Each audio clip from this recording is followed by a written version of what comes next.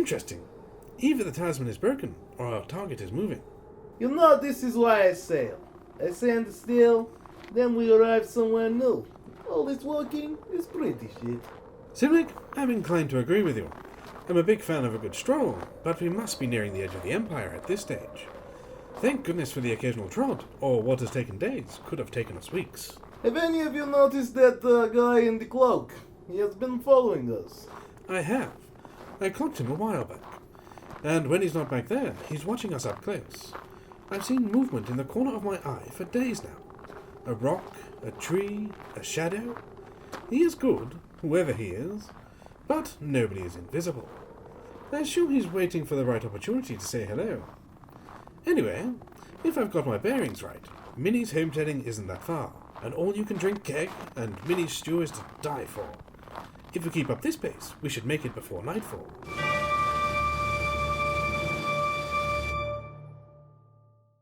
Okay. Yeah. Oh, Sorry. no, you go for it. You start. No, you start. Okay.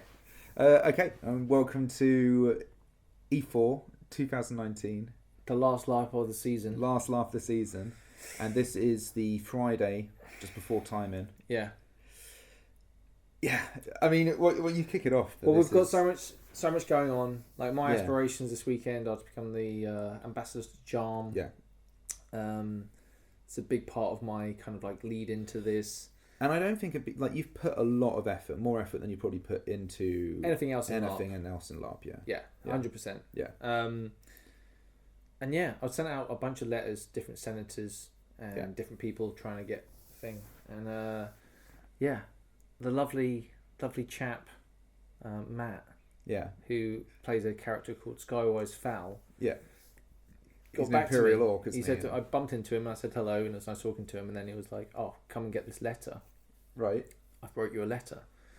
So I went along, grabbed it from him, and it was this perfect, like, in character binded letter with a seal on it. You know what I mean? Like with my name written in whatever. What's that script called? Where it's all fancy looking. Oh, like italicized. Yeah. And yeah, awesome. So much excitement. Got back, took it back to the camp, read it. It was a really, really nice letter. Like, really got me in the mood for everything else that's going to happen. Yeah. And he also gave me a pendant. Yeah, and that was inside the envelope. Inside the envelope. Yeah. And you opening this and sort of tipping it out, and it's like actually like a really cool bit of kit, right? As well as everything else. It's just an awesome thing. That it made me like so excited for the weekend. Yeah.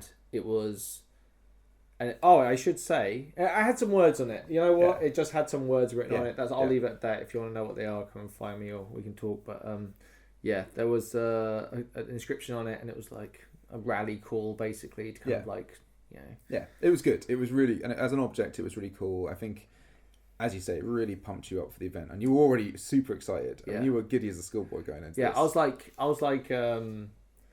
like game on with the political thing, basically. I was like, dipping my toe in last time had made me kind of like, now's the time. I'm going to really put my all into this and see what happens.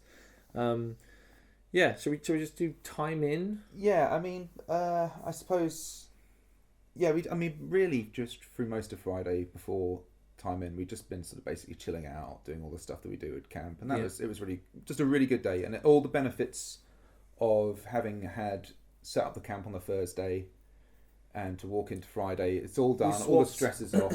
We swapped out some potions and a few other things, didn't we, and some money, just because it was like, well, we're going to do this anyway. Let's just do this now, not to slow ourselves down, you know. It's incredible once you're at an event, like, but you start to realise how short it really is and how much you have to get done. They are getting shorter and shorter for me. Yeah. Like, the first event took forever, and it was a long, really tiring process.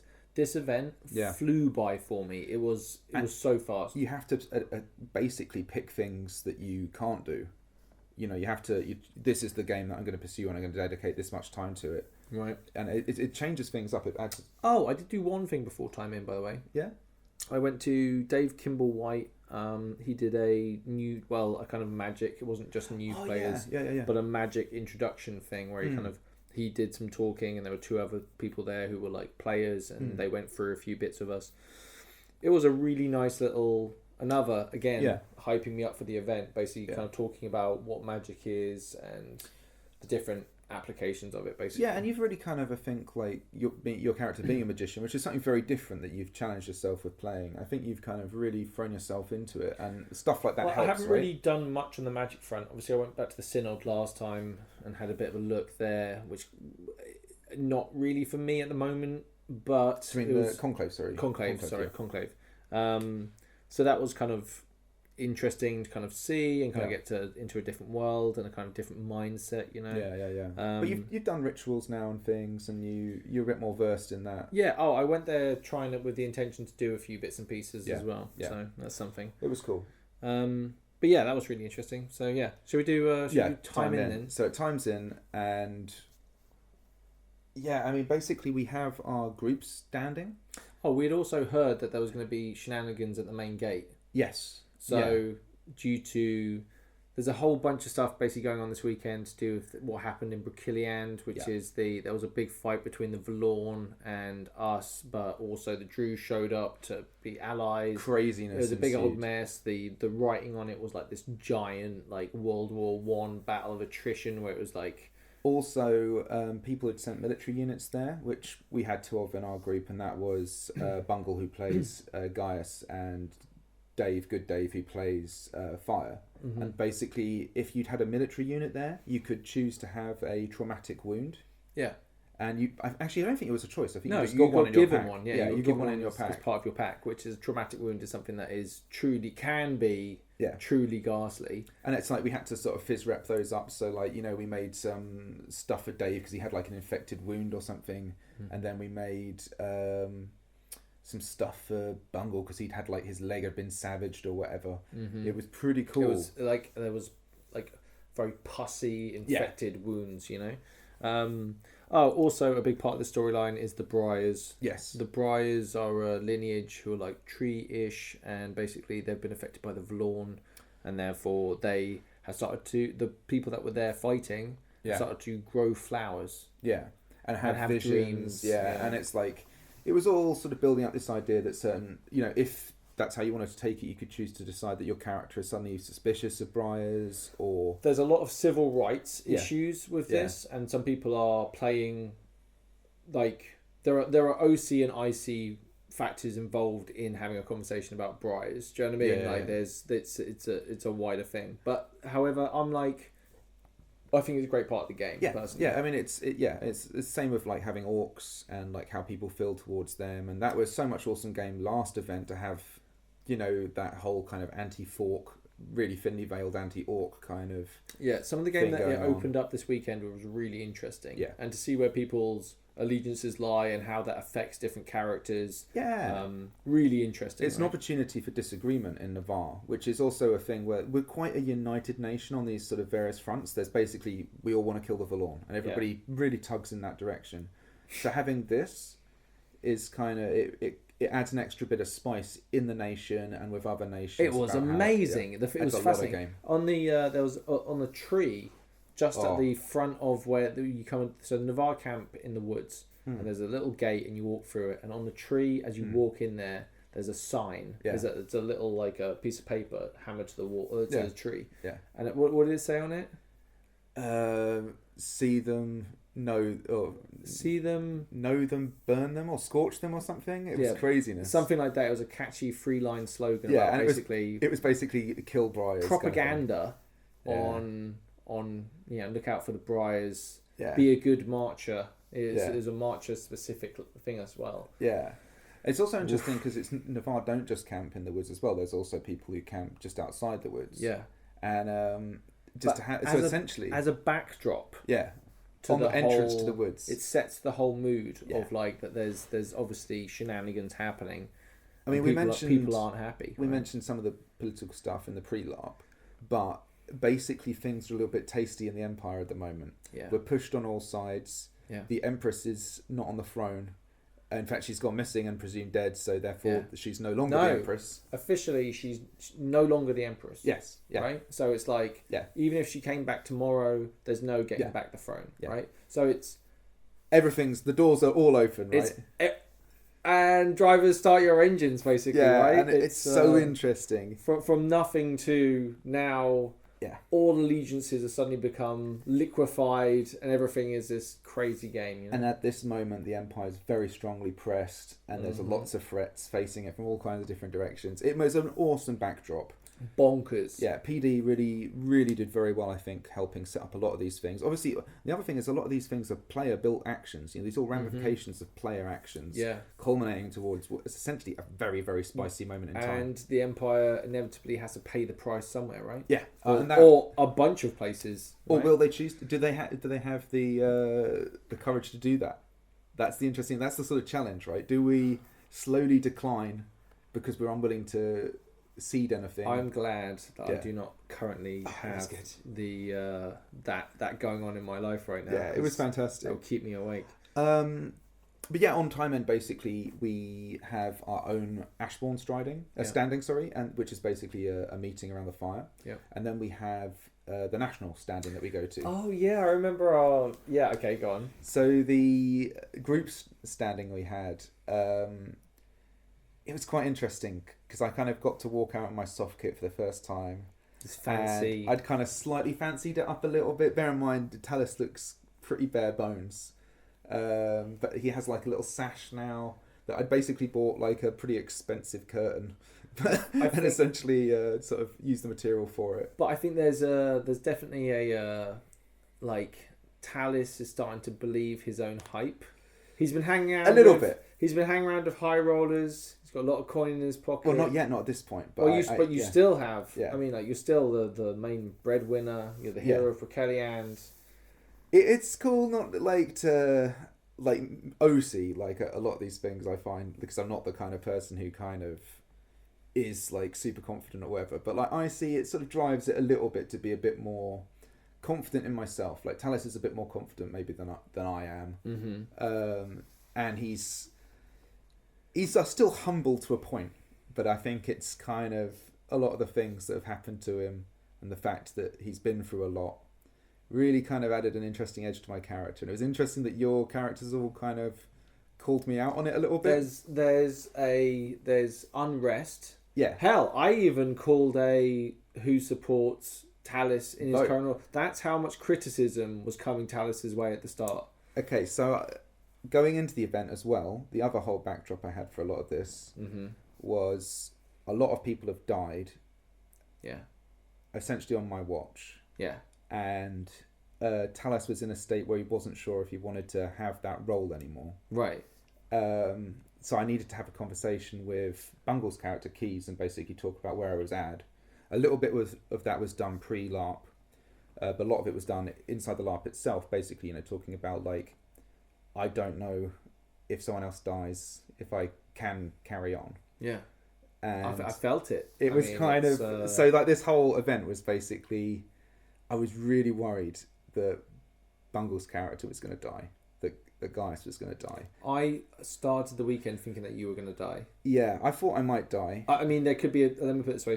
Sometimes you can fight and death is a choice in life. Yeah.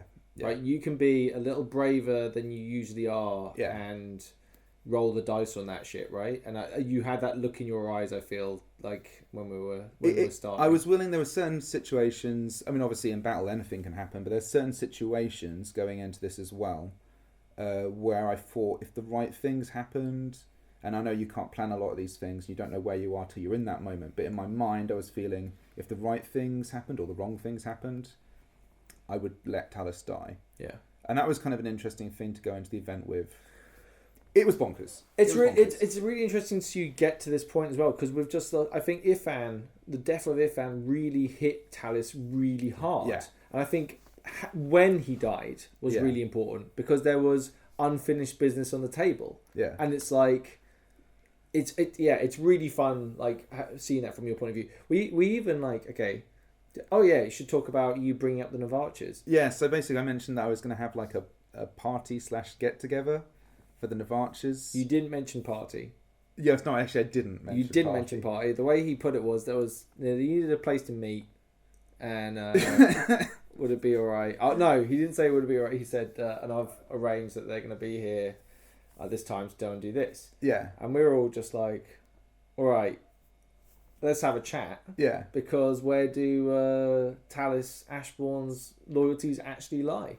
And there's also at the backdrop to this as well is I've had a lot of involvement with Urizen. A lot of Urizen sort of loyalty over there. Right.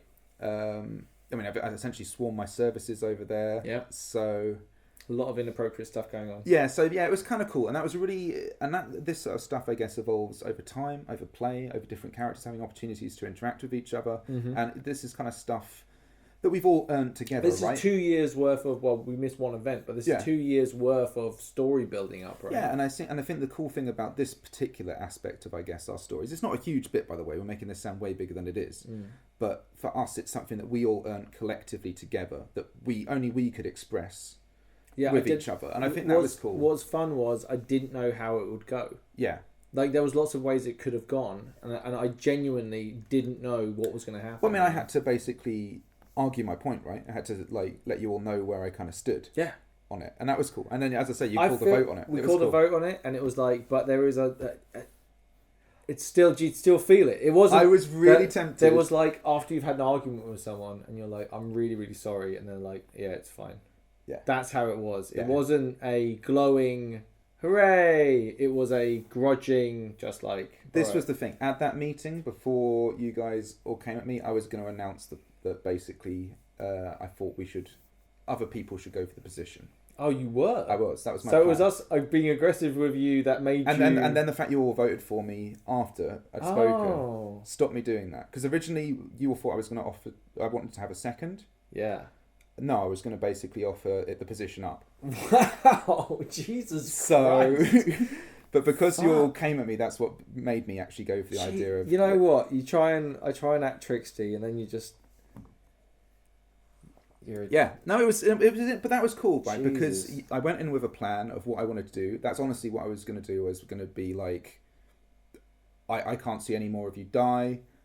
You know, I'm out of this role. I'm out. Yeah, we definitely had a thing this weekend that was no Ashbournes dying this weekend. Yeah. Well, I was very strong on that because that was almost like a prerequisite to me staying. Like, what do you guys do on Friday night at LARP? Because we have funerals. We have funerals. That's what we do every Friday night. And that was the other big thing at standing. Of course, the main thrust of the standing, I guess, beyond expressing, you had political ambitions, and I was going to be doing things, and we were going to be... Well, actually, there's a lot on, basically. Mm-hmm. But I guess one of the main things is Linda's death. Lloyd, who plays Linda, his character died last event. Yeah. And much like Ifan, the event before, we were going to have a standing for him. I felt like Lloyd was really starting to... I hope he doesn't mind me mentioning this. Yeah. But it's like he was really starting to find his place in the game. Yeah. And then Linda just got snatched in that battle. Like, it was... I think it was the way it happened as well. Yeah, I totally agree. Like, it's a rough way to go, and I really feel like it kind of... Just Lloyd was so close to just really latching onto himself. Yeah. And I think he did this weekend in unexpected ways. Yeah, and I think like he really went for it this weekend, and and as I say, I think actually losing his previous character was probably a big impetus on that. I think because it makes you realise how fragile it is. Dude, losing your character. I should say, going into this weekend, I was so scared of dying. Yes. Like, I think you more than anyone was scared of dying. Like straight up, like I was terrified about the prospect of it because it was like, you've invested a lot, right? It was in everything. Yeah, it was like I've spent too much time doing this. This is It's from the person who was Ifan. Yeah. Who was, the word reckless was used multiple times at his funeral, and it was like great to be like, I'm just not gonna give a fuck. I'm gonna push that impossible option. Yeah. And then I'm gonna take that risk. Yeah. Of course I'm gonna take the risk every single time. And then to go from that to this character, and I'm like, it shell shocked me as a human being. I can't die. I can't die. I don't want to take those risks anymore. Yeah. It's I've what's it? Dave Herbert, who was like a racing driver. Right. He was like this young upcoming fucking star. He was a really, really good driver. He had one really, really bad crash. Right. And after that, he just lost his edge. Right. Never became what he could have been. And it's like that's how I feel right now. I've lost my edge when it comes to fighting. I'll tell you what else was really cool was the camping next to us is the longest path, and they've got a guy who camps with them called Travid, and he was running for a political position as well. Yeah. And, big part of this weekend, and he actually. basically, because you were talking about what your ambitions were and what he was going to be doing, and he was like, if we both get elected, we should both go out on the battle. And he was like, because he's actually non-com at the moment. Yeah. Like, and he had no But I plans like to that battle. But attitude, he like the idea that if you both got the positions, you both you roast win it it on the field. and then you roll the dice. Yeah, I loved it. I thought it was what a cool thing, and yeah, you both had that sort of twinkle in your eye that that's something that might happen. Yeah, It was cool. It was cool. Yeah. Right. So where were we? So we had our standing, and then we had the national standing. Yeah. Mm-hmm. So really, as I say, the main things that were discussed were these political ramifications of what were going to be happening. Yeah. Also, people being informed about briars. And all sorts. Like, getting an idea. There were people who had representate like flowers coming out of them, so you knew who they were, and you knew bad things were possibly surrounding them. You know. Exactly. Really cool. It was very, very interesting. Like, yeah, I think the setup, as I say, and all of that stuff, and standing really helped hammer home what threats are out there, and really kind of let everybody know that decisions are going to have to be made this event. Did you have? Sorry, we have notes next to us. Yes, and you have written Fawns Council. Yeah. Now, is that the Fawns Council of the nation or the Entwined Paths? No, so we'll get to that later. One of the things that we were going to be doing as well, which we also spoke about on our own striding standing, was that we were going to be having the first real proper get-together of, if you like, the political leaders of the Entwined Paths. We're going to have like a council later that night. With the idea of basically putting into action a bunch of things, which are actually pretty big. I love this, by the way. Yeah. There's like a lot of the people, not all of the people that we know, but there were people that we're friends with who we get on well with, that we're comfortable RPing with and having a good time with, and now we're all coming together, keeping our own identities, coming together, and we're going to make this little thing, like the first meeting. It's not of the little council. Anymore. No, it's not little anymore. That's the size of it. But having a huge. council meeting, voting, making rules on who coming we are, to decisions, what people are expected to do. Like, it's really exciting, isn't it? I mean, in this one we were doing big ones. Like, we were picking who's going to be the military leader for the Entwined Paths on the field. That's a huge decision. It's a huge decision. And like, we wanted to put forward Good Dave Fire, him basically for the role. Yeah. And I think this was a big thing. What's interesting about Fire is Good Dave. Yeah. He was blocked by Ifan. Yeah. Whenever it's two characters. I mean, anyway, but once now he's taken the role as the military leader of the Ashbourne. He's stretching his legs now. Yeah. Like, I feel like where he is right now, like how he's approaching the game, sky's the limit for him right now, right? Yeah. I mean, there's lots of interesting stuff in the future that could potentially happen as well. Yeah. So we wanted to put him forward, and I'd spoken with a couple of other people to get an idea of sort of what other candidates might come up and what kind of support might be out there and things. Yeah. So it was kind of fun to do that little bit of. Okay, let me put it this way. There's the wider game, which is the PD game, which is setting up the world that we live in, right? Like the Senate and the Synod and all these different groups and all that stuff. The Runners is a good example of game within the game. Yeah.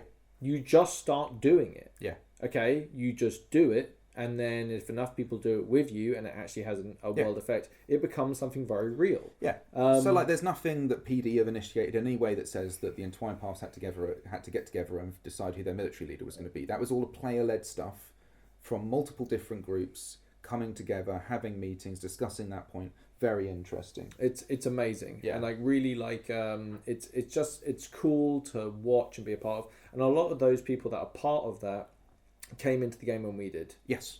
And I think near as damn it, right? One of the really cool things about the Entwined Paths is as well, I feel like we're all people who get on well. There's a cool vibe to the group. I think we're all pulling in sort of the same direction. Well, at the moment, my husband, Sinwig, he's part of the group as well. Yeah. So it's nice. We're all married together, you know. Yeah, and it actually collectively on the battlefield as well, we represent a big chunk of people. Yeah, we'll get to that. Because, we'll get to that. Yeah, we'll get to that. Very interesting. But on top of all this as well, we should say that Good Dave's brothers, brother and his friends were all coming as well. So that was 4 more people. Oh yeah, of course. We should definitely mention this. So that was really awesome. So Michael, who hasn't been since, was it E1 he came? E1, yeah. God, he spent the whole season out, and now he's come back with all his homies. Yeah.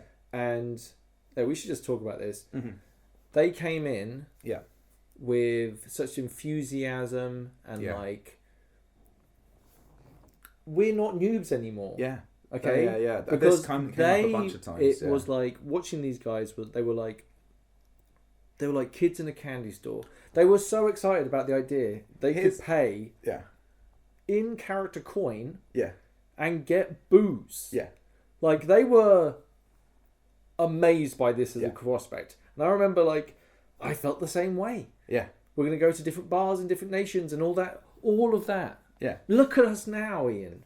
And this is the crazy thing, right? My game right now is awesome. Yeah. I love it. But there's a little bit of me that will always be jealous of the new player. Fuck yeah. Shit yeah. Oh my God, there I am. I've got my politics game to go along to. Yeah.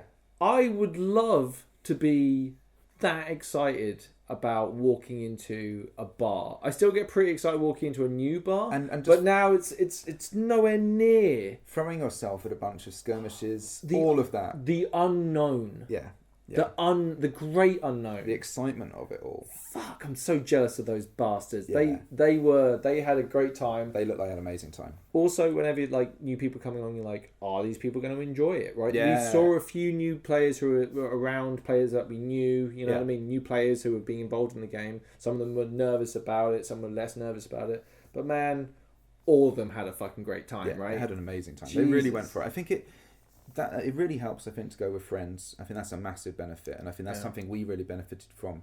But it really makes you just, as we've said so many times, solo LARPers, the ultimate respect, the fact that people go out and do it. The more friends you have, the betterer. Yeah. Right? It's just because their game involves your game and you can meet new people, and it's just even our neighbours. Yeah. We're getting on very well with our neighbours because he's interested in politics and we're having a really good conversation about it. Also supplying us with anyway. Yeah. Fantastic. You end up building these layers of the onion of where you're I have context and such, or you're I have a problem. Yeah, I have this going on, and that's something I'm going to do. Well, I can help you with that, which is really interesting when you start realizing that everyone's pretty much an asset in their own way. Yeah, I mean that was really. Yeah, I mean we'll get to all this, but it was super interesting finding our place. So I talk about Jarm and hustling. Yeah. Yeah. Okay. I mentioned earlier going for the principles of Jarm ambassadorship. Yeah. Jarm are the slave keeping, racist, hierarchical, it's only magicians that are in the leadership, and stuff, and there are slaves and orcs, are definitely slaves that are kind of this racist, apartheid, a terrible regime, and they're on the other side of the Liberty Pact. And I've kind of fallen a little bit in love with these guys now because I'm they're just the arseholes. Now one can see that just 4 generations ago our fellow citizens were slaves and not questioned at all. Okay. Yeah. But now look at us. Look how progressive we are, and I feel the Jarm have the possibility to change. Yeah. This is my characters. You can always see the best in people, right? Yeah, and I think that's something you do well, your character's outlook on a lot of things is trying to basically improve situations and not get overwhelmingly sort of drawn down on the negatives. On a macro level, and this isn't always the case, obviously I'm a human being, I'm trying my best, but if you see someone who doesn't believe in themselves, their potential, you try and encourage that behaviour. Yeah. And there's a few bits that happened this week and I actually got to do that. Which and I think that really fits your character. I think that's a massive part of who he is and how he presents himself and his attitude. Yeah. So basically, I went into this with a strategy. Yeah. And I'm just gonna before we start talk any of this political stuff, really, I'm gonna tell a story. Yeah. The story is gonna be missing sections. Yeah. I will change some sections or just flat out not mention it. Okay. Yeah. Because there's other players' game to think about. I don't know how close we'll get to that. Whatever this wall is in our heads that we're saying that there's a line. Yeah. We may cross it.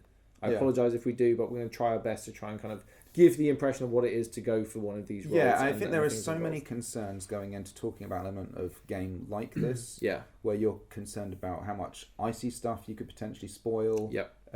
You're worried Other about any people's potential. games. Yeah, exactly. All this stuff. I think, we'll see how it flows, and you guys will just have to join us. yeah, exactly. On that ride. Let's all kind of talk about it together and then see where the line is. Right. I think there'll be. Let's Let's see. We'll find it. We go into this with the best intentions. Is basically what I'm talking about. Yeah.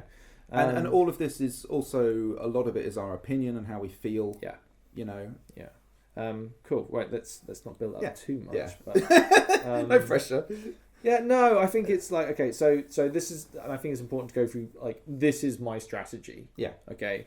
So the Arm are these keeping people. They're on the other side of this thing, but we've also traded with them for like In the 200 past, years. yeah. They're going to go potentially to war with another large nation called the Commonwealth, who have a lot of similar ideological things. How the modern empire works, you know. Yeah. They're They're kind part of they're one part of of our the closer Liberty allies, Pact, right? Which is, Yeah. so they're against slavery. They're kind of like nice, and they're nice to everyone.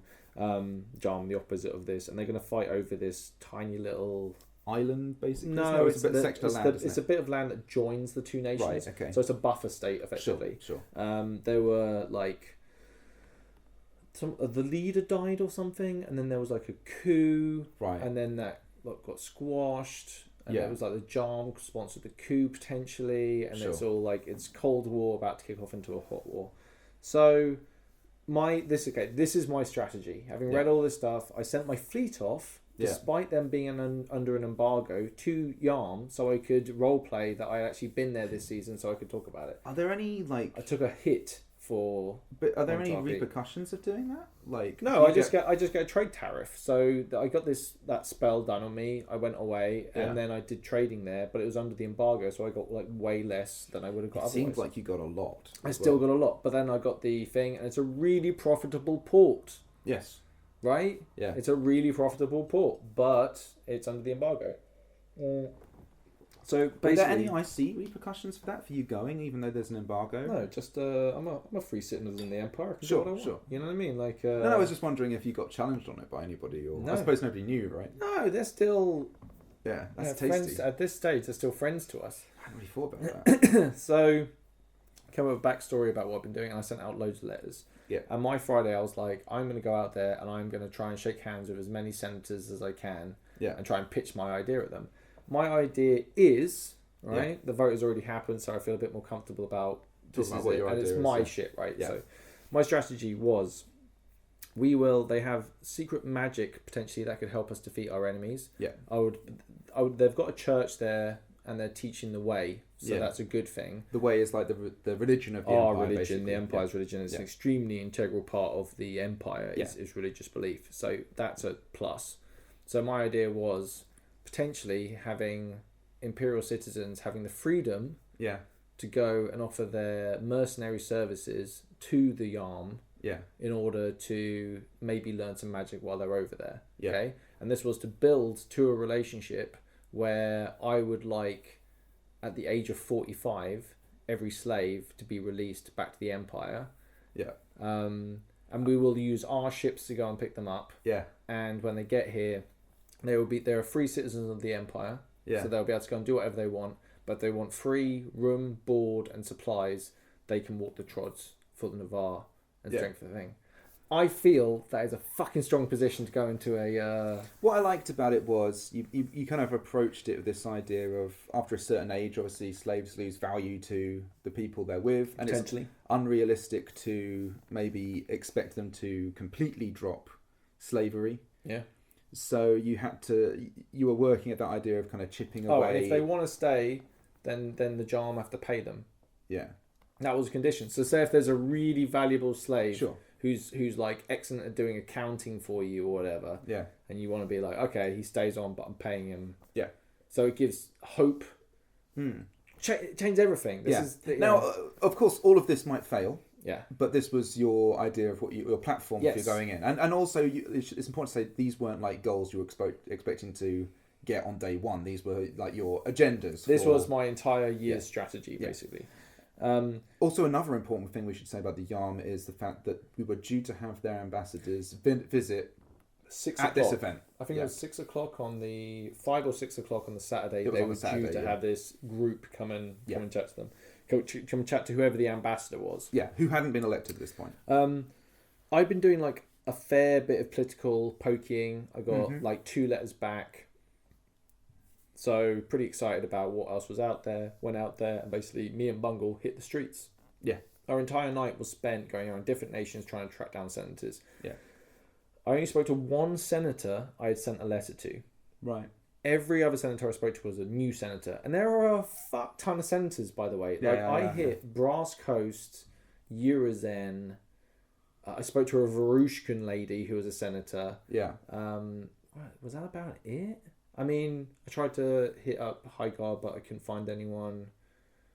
But that was about it. You did a lot of walking around. It was basically. but that seems like a really short list. But that was a lot. I spoke to a lot of different senators, and it was interesting. I spoke to like the Brass Coast, who are like notorious for taking bribes. So one of them was literally like when I went to speak to him, he went to me, I can't talk about bribes right now because I'm being elected in the morning, so I don't know whether I'm even going to be in office or not, so I can't knowingly accept a bribe. And I thought that was really cool. Right? There was a lot of kind of...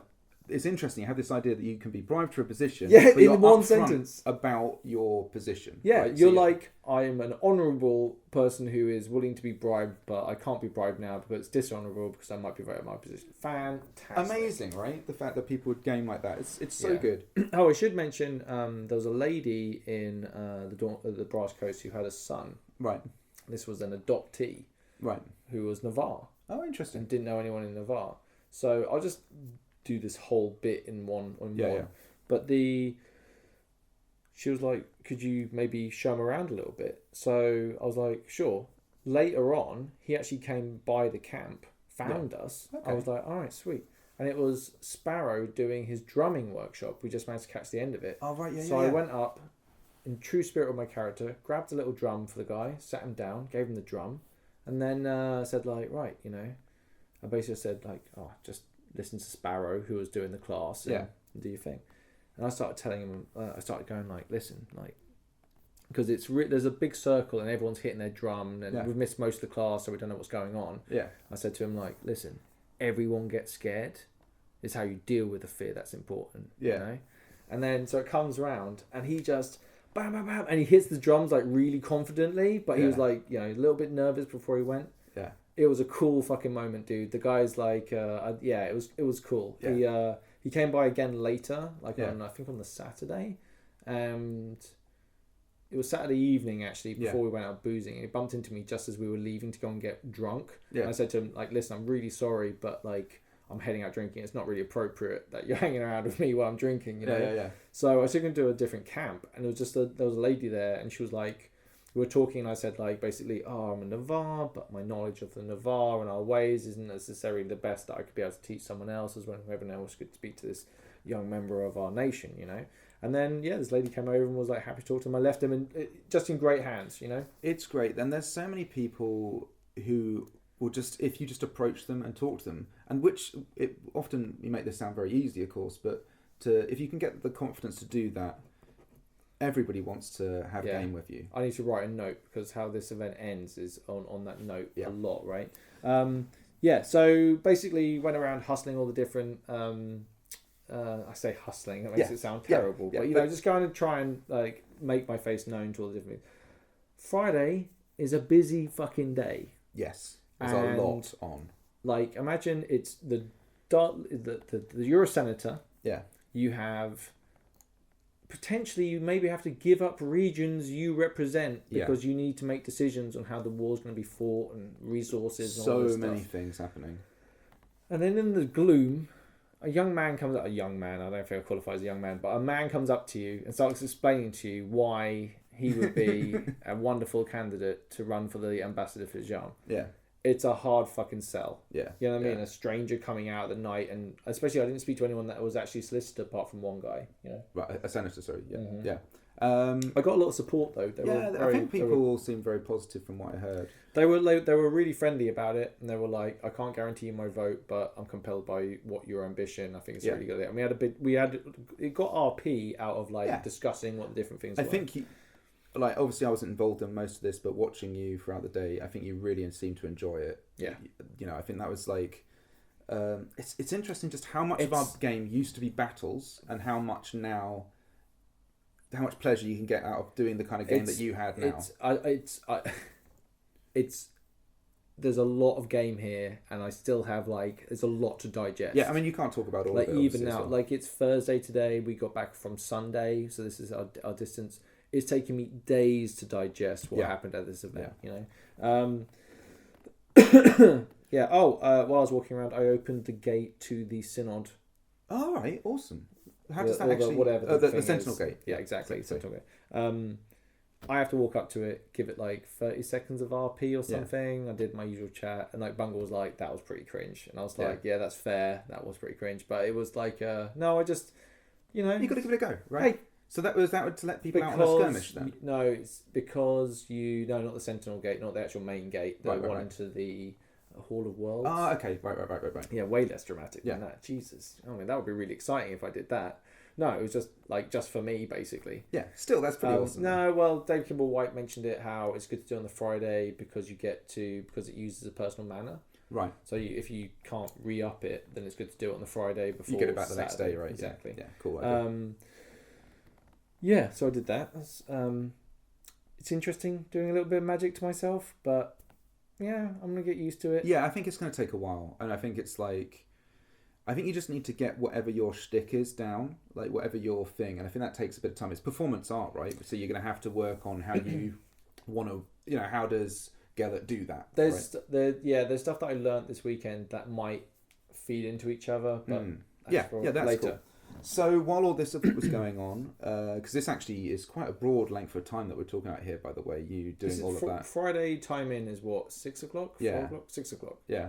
6 o'clock, it's so late. Yeah. It's so late. Yeah. You got shit to do, right? Yeah. But that whole process you just described there, it took you several hours, right? Mm-hmm. Yeah, so that was several hours. Many hours. I was exhausted. Me and Bung went around and visited. Yeah. Oh, dude, I should say thank you to all the different wonderful characters that I met. Yeah. It's a really good way of getting around there and basically just trying to put yourself into different people's game and seeing what the fuck's going on. Yeah. There's a lot going on. Yeah. All the stuff that we're telling you, this tiny slit or through a doorway into something else, right? That's all we're showing you here. There's a whole world of people doing stuff out there. It's always crazy, and you can't really get this unless you go, just to understand that when you're walking down a road and you're hearing people talk, you'll hear little conversations and snippets of conversations, and so many of these are game, and so many subtle and large and small and trivial and jovial and chaotic kind of ways. Watching people plotting or talking about something, and it's so obviously, oh my god, you guys are plotting some bad shit right now. But everyone's doing their own thing. People walking around slowly, maybe having a couple of drinks, tongues loosen. Well, we were just imagine two Navarre wandering around trying to it was like the country kids heading into the city for the first time. That's how I felt doing it, because they were talking to all these different senators and putting my fingers, and also the danger of having a actual position. Yeah. Right. So I'm going into it being no, here's my idea of what I want to do. Well, here's the thing. So, which is arguable all by the way through the event. Yeah. Also jovially in jest, but you can imagine this happening across the Empire. People were talking to us about, oh, why don't we just go and kill your competition, kind of thing. Yeah. And and obviously, most of the time, this is all said, obviously, in jest. But it was just the idea that these conversations are happening throughout the Empire. I had a few... Yeah, you had some hard offers, right? I ha ha ha. No, but for reals, though, I'll kill someone. It was definitely there's a couple of people. I'll kill someone for you. Yeah. It happened twice. Yeah. No, I'm pretty, Right? But what I'm saying is that conversation is happening in other nations about potentially... Maybe it isn't I don't know, maybe the League, maybe there might be a few assassins, maybe, would you say? Yeah. It was really cool. But the other, as I'm trying to say, this whole process of yours took several hours. And while you were doing that, I had the Navarchers meeting at our camp. Sorry, the Navarchers party? Well, yes. So, that, I wanted to get a few... At the standing? Yeah. Yeah, the main national standing. Bear in mind, it had been described to us as a meeting. That's how the words that were used. oh, I just want to have a small meeting with the Varchers or whatever. Yeah, And yeah. we were like, all right, yeah, fine. Comes to the national standing, and was it Kaylee. Kaylee stands out and goes, Yeah. oh, there's going to be like a meeting party at the Navarre camp. At And the all Ashbourne camp, at the yeah. Ashbourne camp. And we're like, what the fuck? Did she just say party? And I was like, I'll tell you about it later. Fuck, later? What the... Yeah, So, yeah. so I got basically little nibbles out and stuff. It wasn't a lot, actually. He got nibbles. It wasn't a lot. He got all but- these bowls out, and all of us were like, "Why are all these bowls out?" And it wasn't for us. Yeah. It was like, when you guys leave, I'm gonna really bring out the snacks. Yeah, I had some quite nice snacks and stuff, but it was cool. It was You like, had those peanut butter little. What yeah, were they? kind of like Yeah, I didn't see those offered around before the Navarches No. came. We got the Navarches like hand-me-downs, their scraps off the table. it was good fun. And basically what I really wanted to do though was, because the Navarch's military unit has basically become quite a good hub for new players to enter into as well, and also the fact that I just wanted to get people to visually meet, and I think that was the first step, get people to meet each other, get some kind of visual understanding of who each other are, Yeah. and just then we can start But it's thinking about also what we like want to do. giving people, if you want to talk about being Yeah. an archer, well, it's like any club, right? It's like you just show up and have a bit of a chin wag about. Yeah, it had being that an kind of archer. feel. It was basically, you can make a bit of game for people where if you have any questions, come and have a chat with me. And I had a couple of people throughout the event who, because of that, obviously it seemed a bit more confident to maybe come and talk to me, or it opened up a bunch of doors that way. And it's just nice, just to know people makes a huge difference. So that was really cool. And it was a pretty long meeting, actually. But it was just really nice just moving through stuff. I'd made everybody these kind of leather sort of things with basically the Navarch's logo on it, which I handed out as well. So that was kind of cool to give away to everybody, and just give everybody something they can sort of take away from the meeting. I mean, it was a fancy do for the Yeah, Navarre. for For us. Murder Alley, it was the fanciest For the party Ashbourne, it's ever probably on- the fanciest we get, right? Yeah, it's the fanciest party on Murder Alley ever. Yeah. So the other thing that happened after all this, and I think you might have been there, you were there for this moment, was this chap with this leather mask came walking by, and like a pad. So And he's he dressed like a marcher, Yeah. but this leather mask covering his face. Yeah. And he kind of moved with a slow, Yeah. and it was like, but there was menace. Yeah. Menace on the air. You know What what I mean? I like- There were four of us hanging around, and I was just like, Mm. well, this could fucking turn south. Yeah. Do you know what I mean? Like, he seemed a suspicious character. Yeah, and what I like about it is that everything he's done here, and it is basically made like Icy, you hate him. OC, you love him because he just brings so much game and so much balls. The man's a genius. Yeah, and the thing is, a lot of people. Hold on, we need to tell him Yeah, why he's so yeah. impressive before we all just start like singing his praises. Yeah, so he basically give walks context. up to the camp, and he's because we, as the Ashbourne, are basically positioned in a pretty interesting place in the logistics of the camp. We get to see a lot of people who basically We've got quick traffic past, right? So we get to see a fair bit of traffic. So he was sitting there and he was basically asking, "Have you seen many briars today? Yeah. Could you give me No, a but he count was of like- how he was many like- briars are walking?" He was like a thug psychopath. Yeah, Nazi. but he kind of came up to you like he was doing a census, right? Just want to. He was polite, Yeah. but like down to business, and just went straight into asking like questions. Had the book out and was Yeah. like, "Do you have any briars walking up and down here?" You know what I Yeah. mean? Like, oh yeah, we sometimes get briars, and we Yeah. had a bit of a chat, and then he was like, "And how many would you say have you seen walk past Yeah. here?" Do you know any? No, Can you give no. They started Yeah. off with how many, Yeah. and then we're like, that seems a bit of an odd question. Then he started to go, "You're not friends with any briars, are you?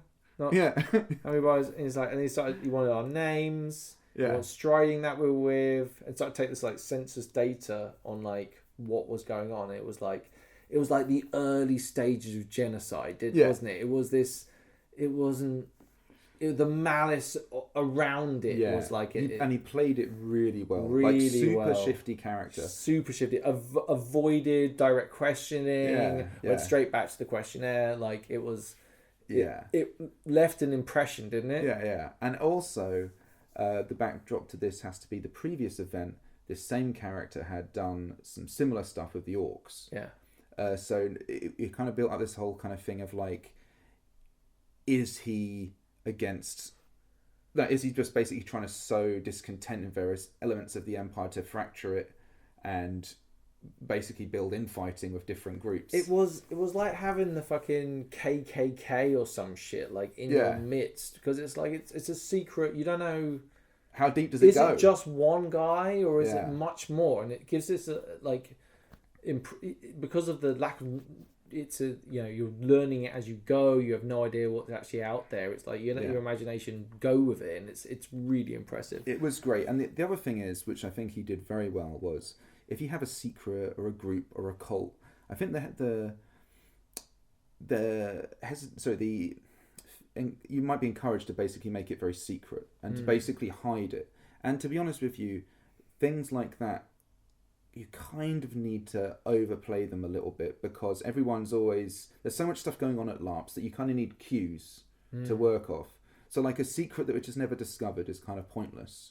Or that's a good point. You know, like if you go, that's how I try and think of things. Like the idea of, say for example, if Talis was to go out and kill someone, right? Do you just do it in the most efficient way possible? You know, paralyze venoms, shank, down they go, fire, shoot them with an arrow, or whatever. Or do you leave a little bit of game with them? No, in that circumstance, I would say depends on the relationship. It depends on the relationship, but I think it's very interesting for the idea to go and do something and set yourself up for a potential risk of being caught, or something like that. The idea that you set yourself up with this idea that you and he very much did this, right? He made it very, very obvious that what he was asking was shifty as all hell, right? Left no doubts in our minds that he was what he was saying, and if he was doing this for real, he would probably be way more... No, but it was brazen. Yeah. That's what I liked about it. Yeah, but that's what I mean. But I think it worked really, really well. It made a very strong impact on the game. Yeah, it was like also like maybe seeing if there was any support for the idea. Hey, I want to talk to you about briars, and then the person's like, well, I hate briars. Do you know what I mean? And I was like, well, I've got a club for you. Well, and that's the thing. We don't know if that even happened. Like, they could have done, and there's other people he went and talked to. Who knows? But straight after this, we went and basically, an orc was walking past, who I kind of recognised, but I wasn't sure if they recognised me, and I couldn't remember their name. So anyway, I just basically said, this guy's been coming down here. I know you guys have had troubles with him in the past. This is something to be aware of. Could you tell everybody in the orc camp that I think there's someone basically trying to make multiple efforts to divide the Empire along different lines of racism, essentially. And it was kind of cool just to have that little bit of game that you could just have. I had a few chats like that with the orcs, actually. Yeah. They're a grizzled bunch when it comes to hate, basically. Did you go and see Skywise during your walkings around? Yeah, so I kept on trying to go and find Skywise, right? But Skywise Fowl. He's an incredibly busy guy. Yeah, he's a big job, right? He's the Imperial Consul? Yeah, who's in charge of basically all of the ambassadors and foreign policy, basically. Yeah, I think, isn't the idea that if there isn't, for whatever reason, an ambassador to talk to somebody, he takes on that role kind of thing? I don't know about that. Yeah, okay. I don't know about that. But basically, I did eventually get to see him. Yeah. And he was just talking to a young lady who was also running for the position. Interesting. So competition. You end up like, oh, hello. Was this your first sight of the competition? Yes. Or? Yeah. Okay. Cool. So, I should say there was no incumbent. Yes. And right. Which was a big part of probably why you went, right? Well, it's a good sign. Yeah. Incumbents in real life politics, as there are in LARP politics, tend to stay in if they're doing even a slightly competent job, right? Yeah. So it was like, at first I was like, oh, and then Fowl was like, I'm going to ask you some questions that you might get asked. We went through them. I was pretty well versed. Yeah. And I think it was her first event, or she was a new player. Sure. And I thought she really brought, I think it was a Dawn player. Yeah. I liked her fucking moxie, basically. Yeah. There was it wasn't perfect, but it was a really fucking good base for something a lot stronger than that. Yeah, that was for a first crack, it was really good. You found this last time, right? It's a lot to take on the political game. It's also being asked, I think it is this is going to sound like I'm blowing my own trumpet, but putting an emotional spin on it rather than just giving your knowledge on a subject, right? Yeah. like trying to give a little bit of RP to it, and I don't know. Yeah.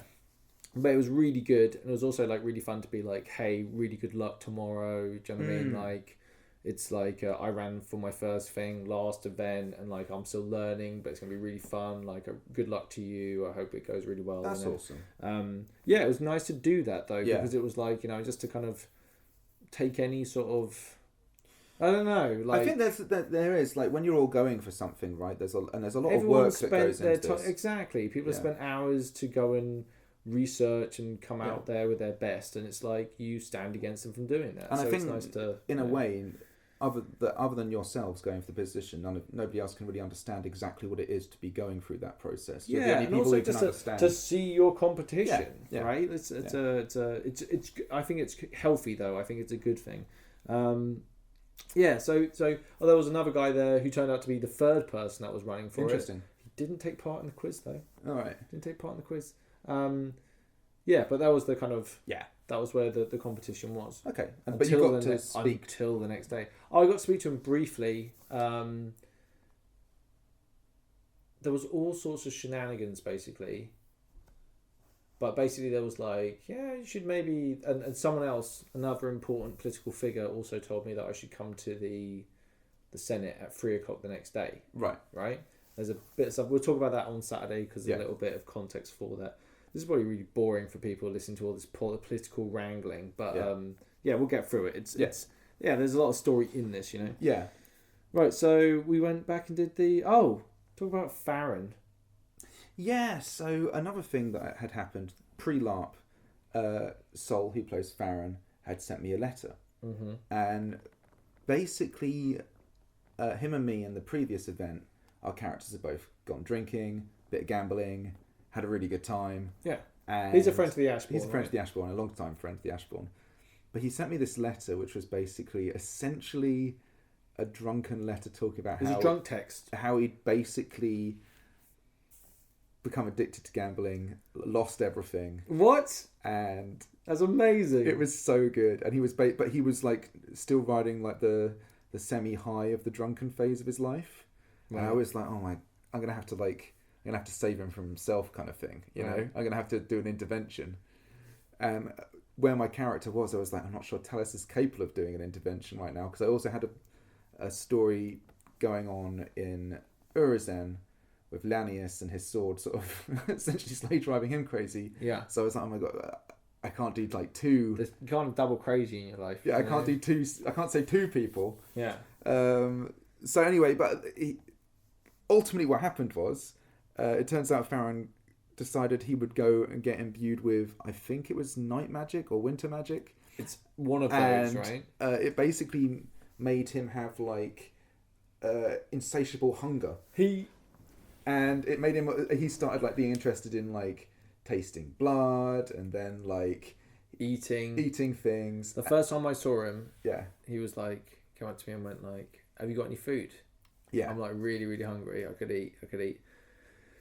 And bear in mind, like Farron has been someone that we've known him since one of our way early on, right? Yeah. And it's like that isn't him. Yes. Right. So he is definitely behaving different from how Farron, the person that we know, acts. I think I said to him something like, what have you been doing? Yeah. Like, and he went, I think he said something about the winter magic or whatever. And he says, I'm really hungry and I want nothing to do with that. Yeah. Do you know what I mean? Like, I got too much shit on. Well, the right other now. thing is like your character doesn't know him that well, right? Like no. And also, this is an interesting thing for your character had come into the event and you purposely played it that you'd only just got off your boat. Yes. And you were just finding everything out, even though you actually knew a lot more than that. I wanted to play it like the Briar storyline. Yeah. I was playing it like I didn't know anything about it. Yeah. I'd heard bits and pieces, but all the stuff I kind of try and base my character on, because I've got a fleet and I'm sailing away and all that stuff, is based on other sailors' chat in bars, say if you, I don't know, come alongside another ship, say your husband's and the kind ship. of news you would get in a foreign port, for example. Yeah. What would that news be like, especially at this sort of time with this kind of technology? But yeah, so that. Oh, it was really cool. also, I forgot to mention.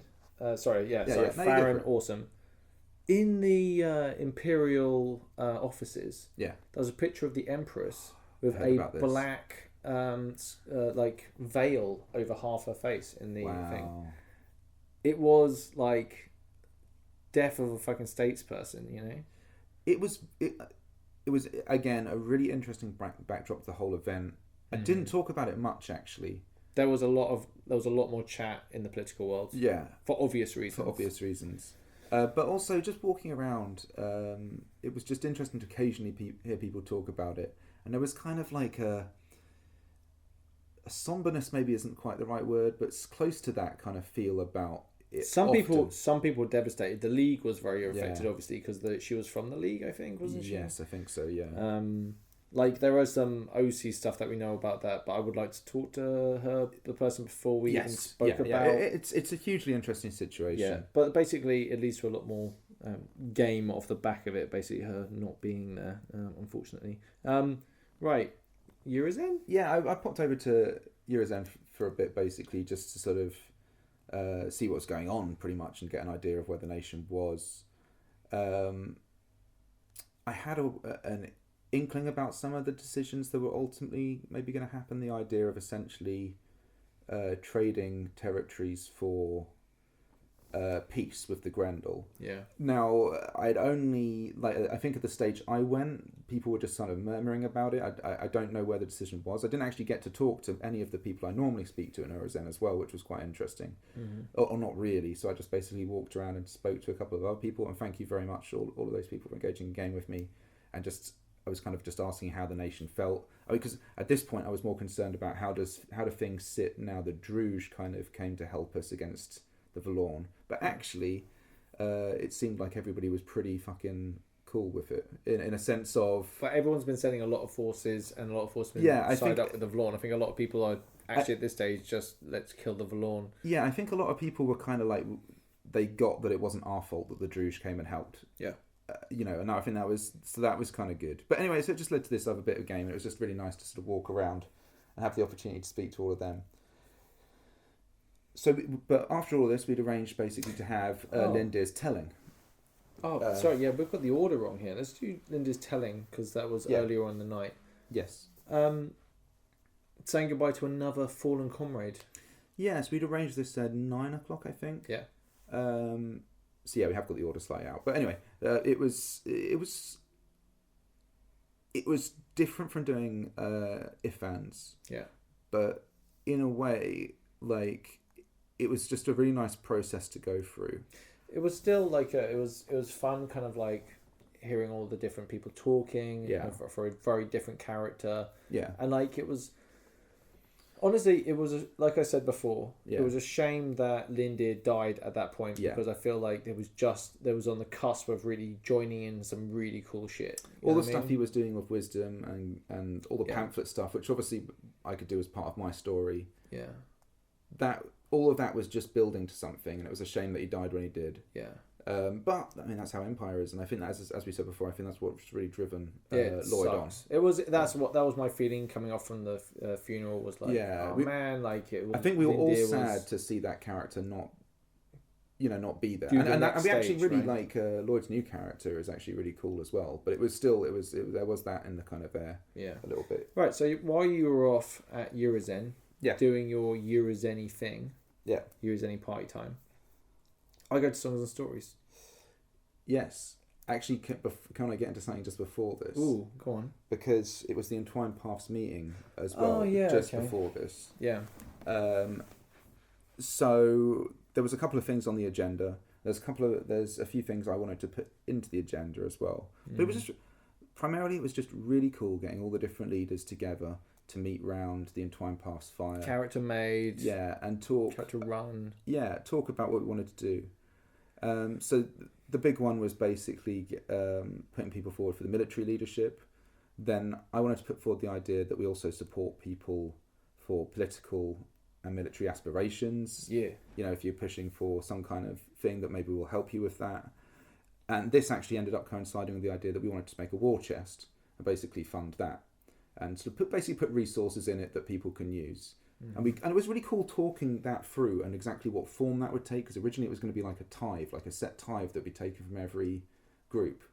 And I think like different people weren't comfortable with that. I wasn't particularly comfortable with that, but like having something that was sworn to. But I just was like, everybody put it in, but we'll take notes on what the different groups put in. So if one group isn't contributing or just taking advantage of it, we can call them out on it. So then we elected someone to be... Yeah, this is the easiest part in this relationship. Yeah. Forging all this might out. change when this all kicks into practical. Exactly. So it was really cool. So we got to elect people to different positions. I got made head alchemist, which was like really awesome. Talk about winning. That's like us winning the best UK audio only LARP Navarre podcast. Fuck you. That is the same as winning that prize. Yeah. Okay. It was how many alchemists are there? Only... How was that competition? Was that competition? Hey, don't shut on my achievements. I wrote a book on it. What you got? Yeah. That's right. Shut the fuck up. So, but anyway, it's very true. It's very true. Way to shit on my achievements, you son of a bitch.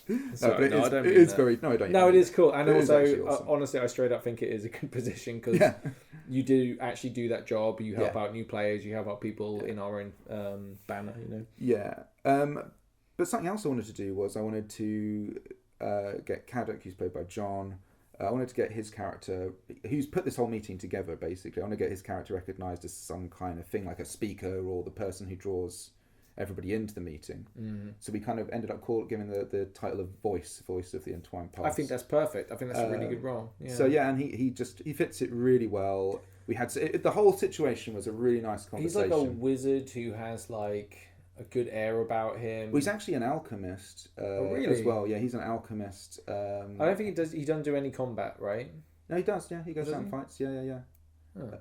I'm thinking of John. I think you might be thinking of not Richard. No, I am thinking of Richard. Yeah, yeah right. Sorry, no, yeah. Apologies. Yeah, that shows how much I'm involved in the Entwined Paths politics right now. Yeah. I'm not heavily involved, so. But no, it was great. But of course, then came the big one. Like, who do we have as the leader of the military unit? There were two runners, right? There was our man and a different guy, right? Yeah. So there was Fire and Kale both running for it, and Kale's from a different group. Kale is also, by the way, extremely competent. Extremely competent. So it's like, coming to this, we're like, obviously, ICOC. Yeah. We want our guy to be the leader of this. I think that would be like great fun to have that much, like, you know, and really stretch to have that game, right? Whereas the other guy's completely competent, right? Yeah. Like, is just as much of an argument. I think it came down to the vote, like the evening, right? So basically, what happened was we were going to have a vote. Sorry, we were going to have a vote on who got it. Yeah, and you were in the midst of discussing. No. We were going to vote on this, and then Richard proposed the idea of what if we alternated the roles, so they each get to do, and we do that for a year. So each of them gets to go, and then we make the decision based on merit. I think that's a really good idea. And we were ready to vote on that and tell them what our decision was. Yeah. All this time, and bear in mind this conversation's been going on a while. We called them back to the fire because we also got them both to come up to the fire and deliver like a bit about why they want it and what they're going to do. Yeah. But when they come back to the fire, they're like, "No, we've made a decision."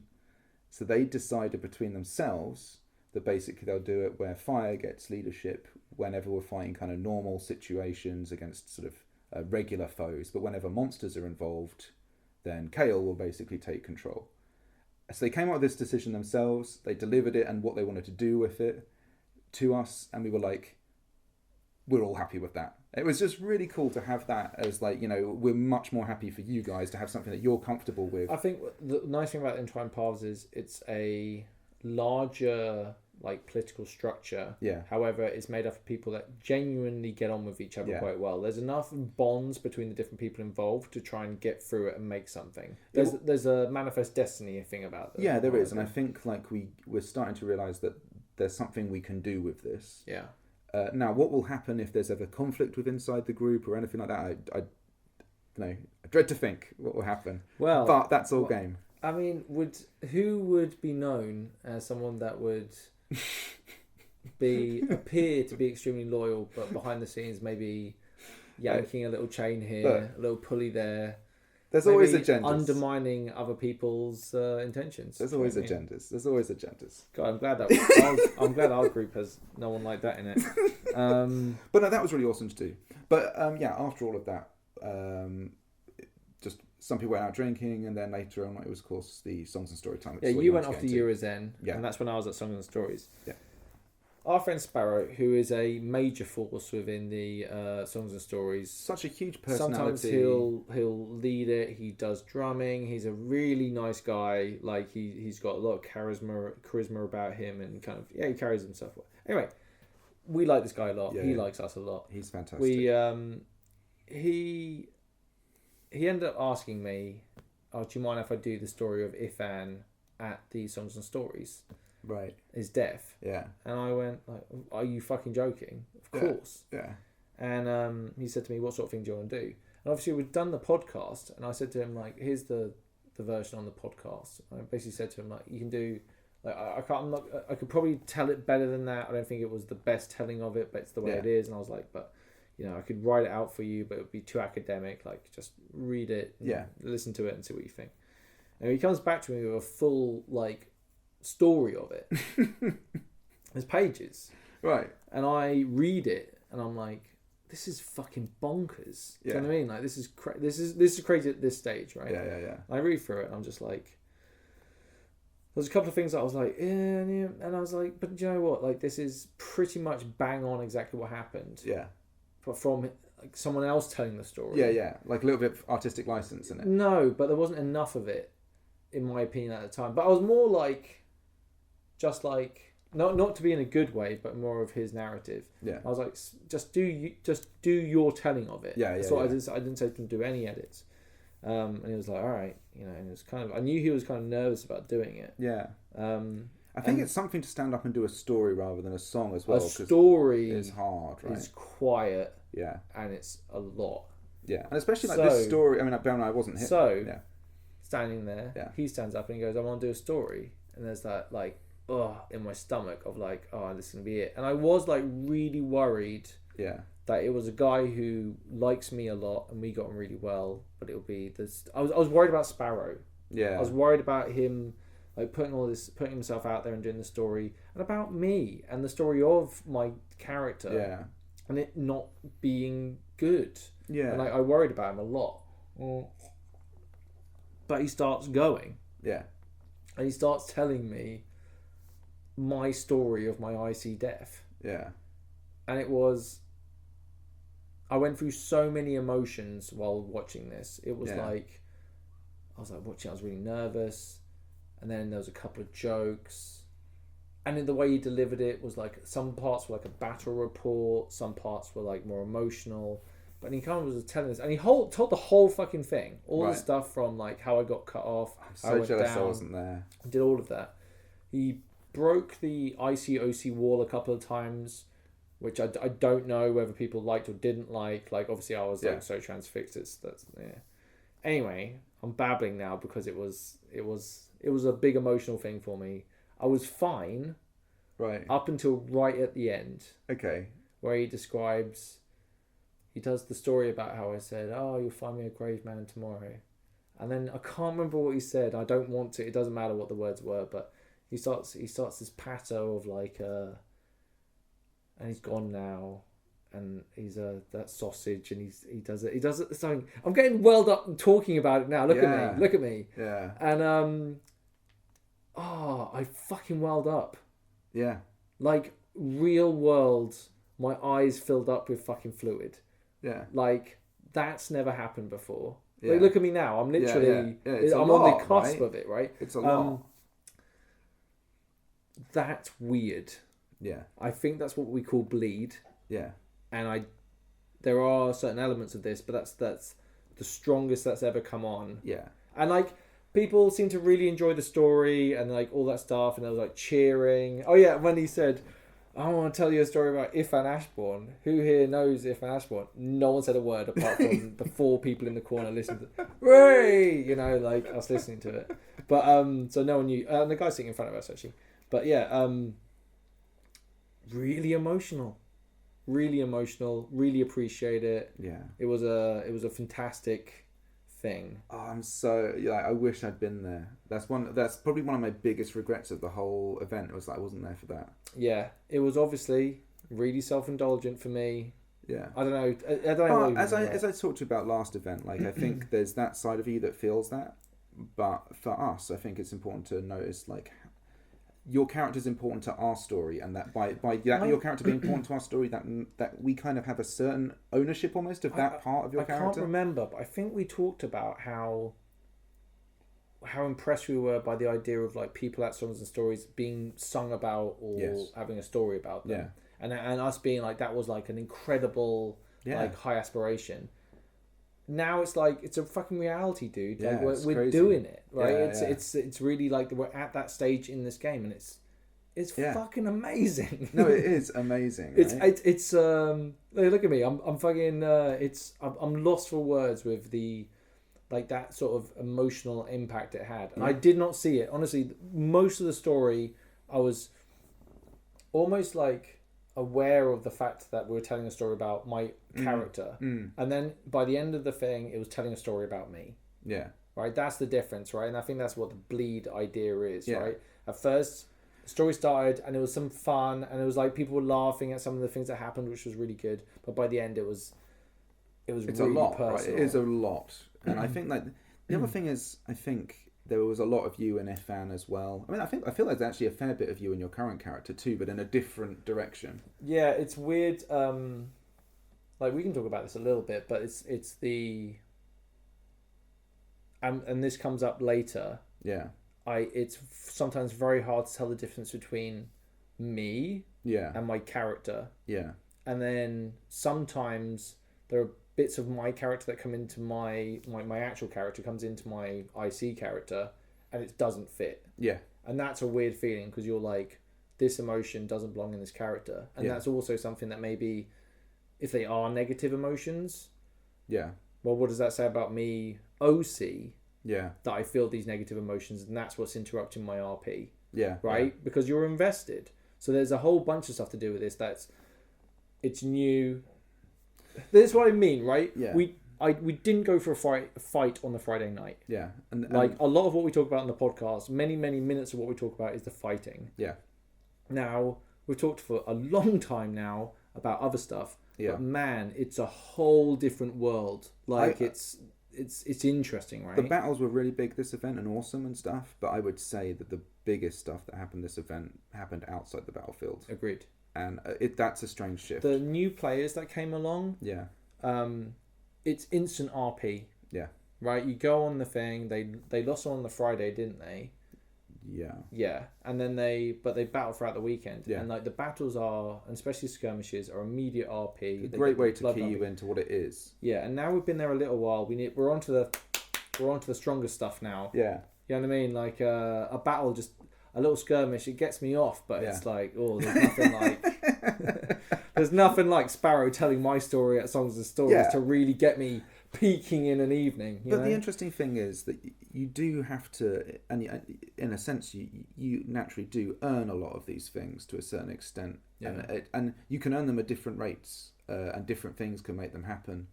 And I think that's like there's a lot of stuff that sometimes you need to. I think.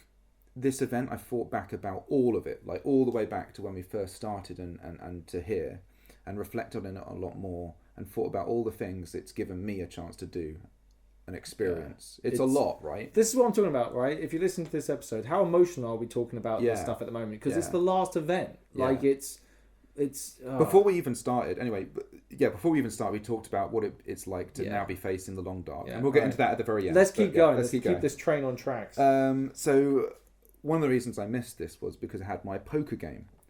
And this was supposed to happen at 12.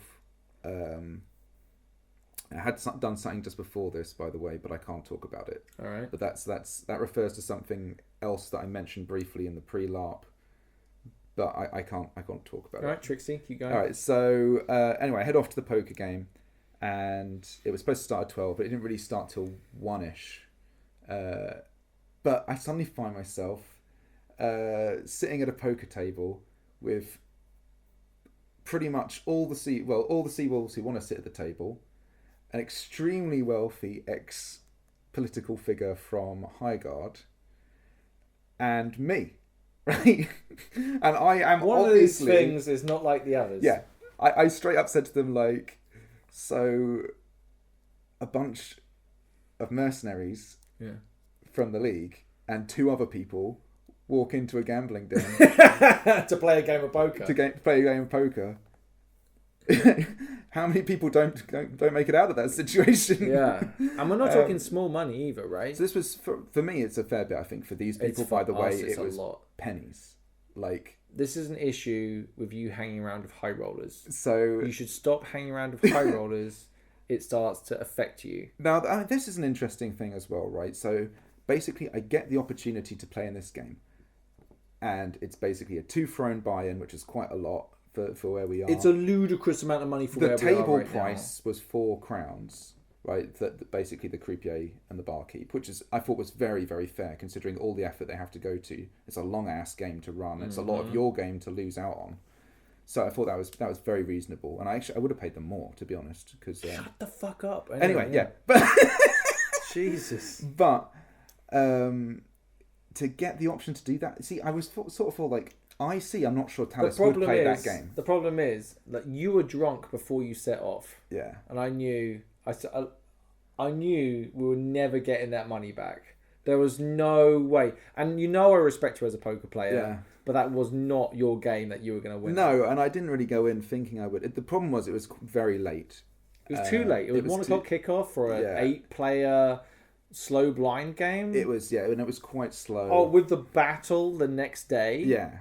So anyway, I sit down at this table, have a great time. Like they've got some really nice whiskey that's just basically flowing free around the table, but the great thing is that all of this is done IC.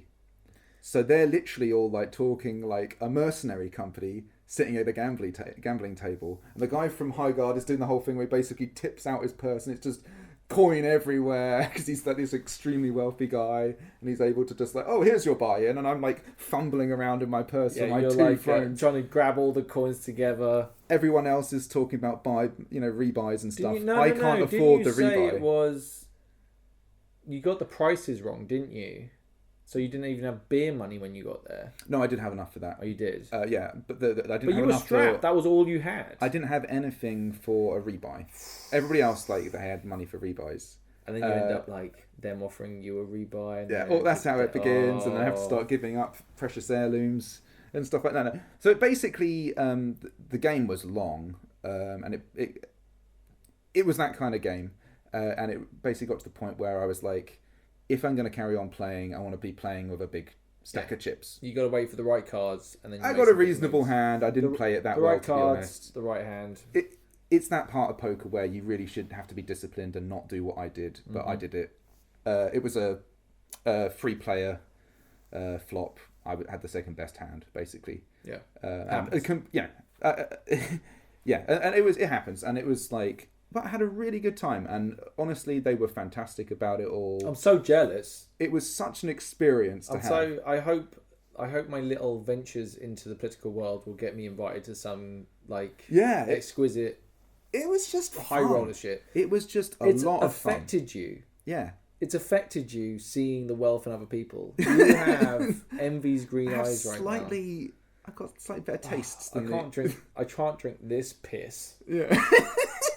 It was really good. Actually, later on we'll find out I can drink some really bad stuff. But that's for Saturday. So basically, after losing, I just basically had a couple of drinks there, gathered my stuff, headed back to the Songs and Storytime circle. Spoke to, and at that point it had all kind of broken up because this was like super late at this time.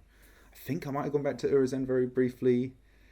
I think you'd love a bit of late night. I did. I had a couple of drinks. Generally had a really good time, and then just headed back to camp and went to sleep, getting ready for the battle on. Yet again, I went to bed before you did. Yeah, you made a better effort on the next day. Yeah, but it's ridiculous at this stage. But so getting ready for the battle on Saturday, where we'll get into it when we get there. But it was an awesome event.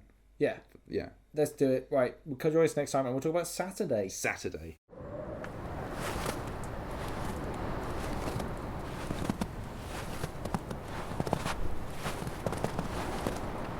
There it is, Minnie's homesteading. The last one bed for many miles, and just in time. If we stood still for 5 minutes, this snow would bury us. I'm so hungry I could eat a horse. Not that I know how big horses were, obviously, but I imagine they were huge.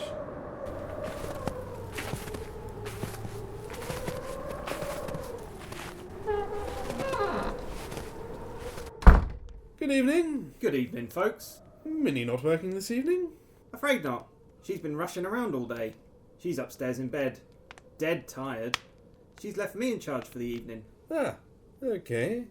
Well, we require beds for the night, but more importantly, right now we need beverages and nourishment. Certainly. Mugs and the keg are on the side. Please help yourselves and make yourselves comfortable. I'll send out 3 bowls of stew in just a minute. Wonderful. You wouldn't happen to be from Highguard, would you? Yes I am. Highborn and proud of it. Interesting. Right, let's grab some seats.